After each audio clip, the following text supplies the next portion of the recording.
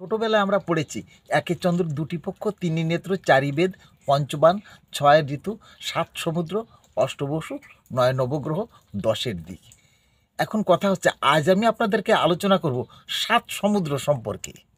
শাস্ত্র মতে এখানে সাত সমুদ্র বলতে লবণ, ইক্ষু, জল, দুগ্ধ, দধি, সুরা, সর্পি, এই সাত সমুদ্রের কথা বলা হয়েছে। ভারতীয় যোগশাস্ত্র, ধর্মীয় শাস্ত্রেতে সাত সমুদ্রের কথা উল্লেখ পাওয়া যায়। এগুলো সবই চেতনার স্তর, শক্তির স্তর এবং সাধনার পথকে বোঝায়। আর আমি এই সাত সমুদ্র সম্পর্কে ব্যাখ্যাগুলো আপনাদেরকে করে শোনাবো।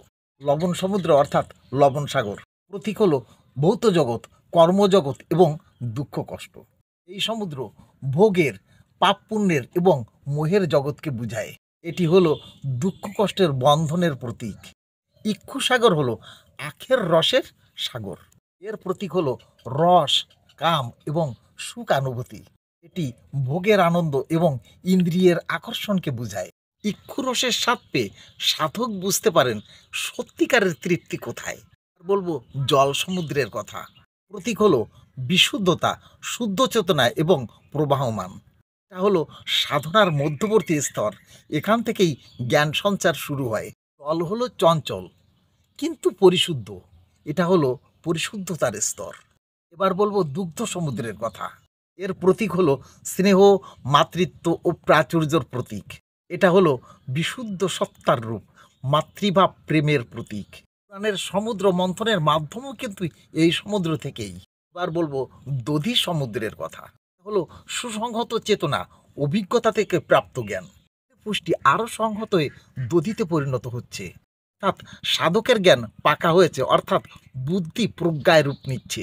এবার বলবো সুরা সমুদ্রের কথা। মোহ, বিভ্রম, উচ্ছ্বাস, এগুলো কিন্তু এরকম মাতাল চেতনা।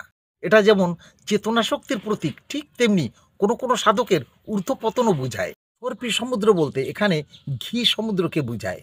এর প্রতীক হলো পরম পবিত্রতা, আত্মজ্যোতি ও আত্মশুদ্ধি। এটি হলো সর্বোচ্চ স্তর। এটা বুদ্ধি ও চেতনার পরিপূর্ণ রূপ।